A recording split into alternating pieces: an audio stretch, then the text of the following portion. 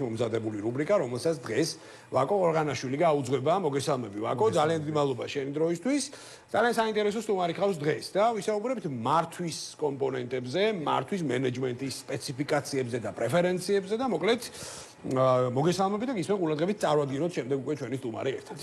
მოგესალმებით კიდევ ერთხელ. პირველ რიგში ჩვენს მაყურებელს მინდა მომახსენო ინფორმაცია, რომ გასულ შაბათ-კვირას ლიდერ ქალთა საზოგადოების ეგიდით ჩატარდა კიდევ ერთი ძალიან მნიშვნელოვანი და საინტერესო კონფერენცია, კონკრეტულად კი ქუთაისსა და ზუგდიდში, რომელიც იყო ძალიან მნიშვნელოვანი, ძალიან საინტერესო და მრავალი ინფორმაციებით დატვირთული. ესწრებოდნენ ქუთაისელი და ზუგდიდელი ქალბატონები, რომლებიც ყველანი თითოეული მათგანი სხვადასხვა სფეროს წარმომადგენლები იყვნენ, კონკრეტულად ეს იყო სხვადასხვა ბიზნეს სექტორი, ხელოვანი ადამიანები და აბსოლუტურად ნებისმიერი ადამიანი, რომელიც ფუნქციონირებს და უშუალოდ აქტიურად მოღვაწეობს ქუთაისის თუ ზუგდიდის თუ მთლიანი საქართველოს განვითარებასა და წინსვლაზე. ეს იყო ძალიან საინტერესო შეხვედრა, რადგან ჩვენ უკეთ გავიცანით ერთმანეთი, შევიტყვეთ მათ შესახებ მეტი და მეტი ინფორმაცია და რაც ყველაზე მნიშვნელოვანი და ერთ-ერთი ბენეფიტი ამ შეხვედრების არის ის, რომ ინფორმაციების გაზიარების შედეგად მეტი და მეტი კონტაქტები იქნება ლიდერ ქალთა საზოგადოების წევრებსა და მომავალ წევრებს შორის და ეს არის ერთ-ერთი ძალიან სასიხარულო და მნიშვნელოვანი ამბავი და მნიშვნელოვანი მოვლენა, რომელსაც ჩვენ ვახორციელებთ ხოლმე ამ ჩვენი შეხვედრებით. ასევე ანალოგიურად ზუგდიდშიც ჩატარდა, ესწრებოდნენ ქუთაისელი და ზუგდიდელი ქალბატონები და იყო ძალიან მნიშვნელოვანი და ძალიან საინტერესო შეხვედრა. ასევე კონკრეტულად ამ საერთაშორისო კონფერენციებზე ჩვენ როგორც ადგილობრივი მოსახლეობა ყავდა წარმოდგენილი, ასევე ყავდა ემიგრანტ ლიდერ ქალთა საზოგადოების წარმომადგენლები ჩართული, რომლებიც აღნიშნავდნენ მათ საქმიანობას, მათ მოღვაწეობას და იმას თუ რა წვლილი და რა როლი ეჭირა ლიდერ ქალთა საზოგადოებას მათ ცხოვრებაში და მათ ყოველდღიურობაში. ასევე მოხდა სწორედ ჩვენი ახალი ჟურნალის პრეზენტაცია, სწორედაც ამ ჟურნალის, რომელიც იყო ძალიან საინტერესო და ყოველთვის მრავალფეროვანი შეხვედრებით დატვირთული და მრავალი ინფორმაციები გავცვალეთ ჩვენ ერთმანეთს შორის. ანალოგიურად სწორედაც ჩვენი დღევანდელი სტუმარი გახლავთ ქეთი ასანიძე, რომელიც ქავერზე არის გამოსახული ამავდროულად. მოგესალმებით ქეთი კიდევ ერთხელ და მოდით ჩვენს მაყურებელს უფრო გავეცნოთ, მოგვიყვებით თქვენ შესახებ და მეტი და მეტი ინფორმაცია მივაწოდოთ იმასთან დაკავშირებით თუ თქვენი საქმიანობით რას მოღვაწეობთ და ასე შემდეგ. მოგესალმებით კიდევ ერთხელ.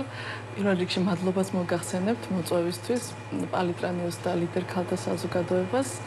მოკლედ გეამბობთ ჩემი და ჩემი გამოცდილების შესახებ. პროფესიით მენეჯერი, ანუ მართვის სპეციალისტი ვარ და ჩემი გამოცდილება სამ მიმართულებით განვითარდა.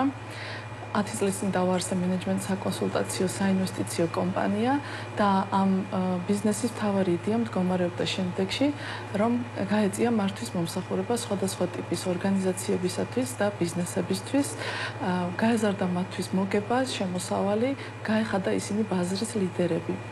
ამავე პერიოდში აქტიურად ვესწრებოდი მსოფლიოს სხვადასხვა ქვეყანაში ბიზნეს საინვესტიციო კონფერენციებს და ფორუმებს, იმისათვის რომ ეს გამოცდილება დამენერგა ქართულ კომპანიებში და 50 და მეტი ქართული ორგანიზაციის სტრატეგიულ დაგეგმვაში და მართვაში მაქვს მონაწილეობა მიღებული და არათუ ცალკეული ორგანიზაციის დიაგნოსტირება მოვახდინე და სტრატეგია შევცვალე, არამედ სრულად რეფორმების ინიციირებაც კი შევძელი სექტორში.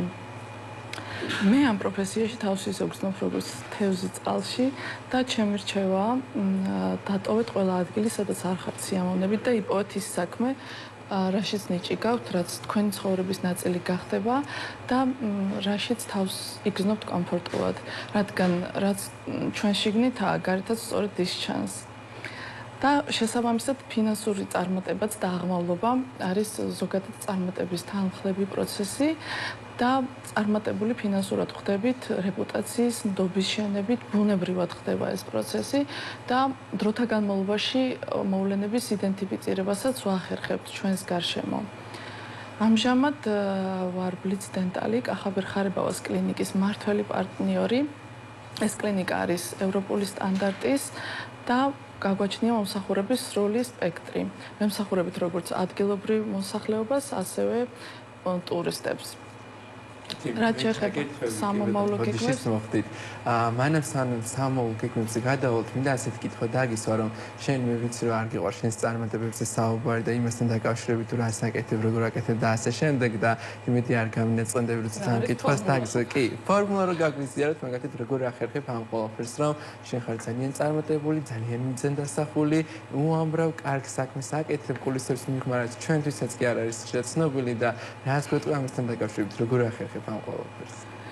მე ვთვლი, რომ ჩემი წარმატების ფორმულა არის შემოქმედებითი ხედვაში და ის, რომ მომავლის ხედვა ყველა ვარიანტში მენეჯერს სჭირდება იმისთვის, რომ გუნდი და მასაც ზოგადად დაარწმუნო ხო რაღაც იდეის რეალიზებაში და ეს ნაბიჯები უნდა იყოს კონკრეტული და ხელშესახები და შესაბამისად ეს ხედვა უნდა წარმოადგინო მარტივი ენით და შესაბამისად აიღო პასუხისგებლობა იმაზე, რასაც ამბობ, იმიტომ რომ სწორედ ესე იქნება რეპუტაცია და ზოგადად მენეჯერი შემდგარი მენეჯერი არის ის, რომელიც რასაც ამბობს აკეთებს და ეს უნდა უსწრებდეს აწმყოს.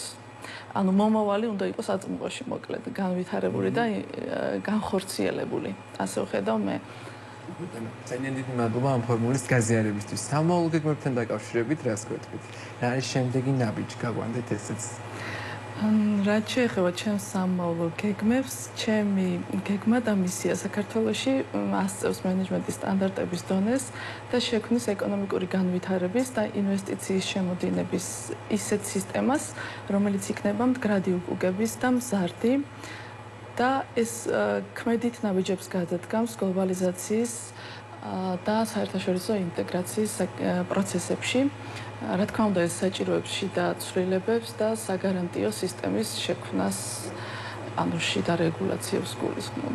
კი ბატონო, ძალიან კარგი. კეთი, შენ დღეს ჩვენ გვესაუბრები საკმაოდ დიდი გამოცდილებით, დიდი ცოდნით და საკმაოდ ფართო უნარებით. მე მაინტერესებს მაგალითად ჩვენ მაყურებელსაც დარწმუნებული ვარ, რომ დაინტერესებს ეს ყველაფერი. ეს გზა, რომელიც შენ განვლე, როგორი იყო? რა გზა განვლა, სანამ ასე ჩამოყალიბებული ქალბატონი იქნებოდი? მე ვფიქრობ, რომ ისევ და ისევ მივდივარ იქ, რომ უნდა გიყვარდეს შენი პროფესია და თუ არ ხარ სიამოვნებით და აი ცოდნა არის რა თქმა უნდა ძირითადი კომპონენტი და განათლება ზოგადად წარმატების მიღწევაში, მაგრამ აუცილებლად უნდა შენ თავში იყო დარწმუნებული და კომფორტულად, როდესაც რაიმეს ასრულებს საქმეს უშუალოდ და ის იდეები, რაც გაქვს, იყოს მაქსიმალურად კონკრეტულიც და ნაბიჯ-ნაბიჯ, ასე ვთქვათ, მარტივად გადმოსაცემი ფართო მასებისთვის, იმიტომ რომ განათლებაც იმისთვის გვჭირდება, რომ რეალურად წინსვლა განახორციელო და ეს უნდა მოახდინო ისე, რომ ყველამ გაიგოს, ანუ გასაგები უნდა იყოს შენი ნაბიჯები და აუცილებელია ყველა კომპანიისათვის და ზოგადად ორგანიზაციების წარმატებისთვის, რომ იყოს სტრატეგიული გეგმა, რომლისკენაც მიდის გუნდი და მთლიანობაში, რასაც შენ აკეთებ, ის უნდა იყოს ფინანსურადაც გაწერილი, მარკეტინგული კუთხით, მენეჯმენტის ნაწილი, სტრუქტურულად და სისტემურად დალაგებული და ის გეგმა ყველა ვარიანტში პასუხისგებლობასაც იღებ და რასაც ამბობ, იმ გეგმას აუცილებლად წარმატება ეწევა, ასე მოკლედ რო ვთქვათ. ძალიან კარგი, ძალიან საინტერესო და მნიშვნელოვანი და ჩვენთვისაც როგორც დიდ საზოგადოებისთვის მნიშვნელოვანია საერთაშორისო ურთიერთობების განვითარება, ეკონომიკურ წინსვლას გულისხმობს ორგანიზაციებისთვის, სახელმწიფოსთვის და ზოგადად, იმიტომ რომ მე ვფიქრობ, რომ არ არსებობს საზღვრები და ყველაფერი მოძრაობს სამყაროში საზღვრების გარეშე. კი ბატონო. ძალიან საინტერესო საუბარი გამოგვივიდა. დიდი მადლობა მინდა გადაგიხადოთ. კეთი ასანიძეს, რომელმაც აი ძალიან საინტერესო რეკომენდაციები გააჟღერა ზოგადად აი მენეჯმენტის და ლიდერი კომპონენტების, ზოგადად მენეჯმენტის მიმართულებით, რაც ძალიან მნიშვნელოვანია. ვაკო, ასევე ძალიან დიდი მადლობა შენ საინტერესო კონტენტის ორგანიზებისთვის, ასევე შემდეგ კვირაში უკვე ველოდებით ნათიას გადაცემაში. მოკლედ, ეს იყო ჩვენი ერთ-ერთი ძალიან საინტერესო რუბრიკა, ლიდერ ქალთა საზოგადოების ეგიდით მომზადებული რუბრიკა.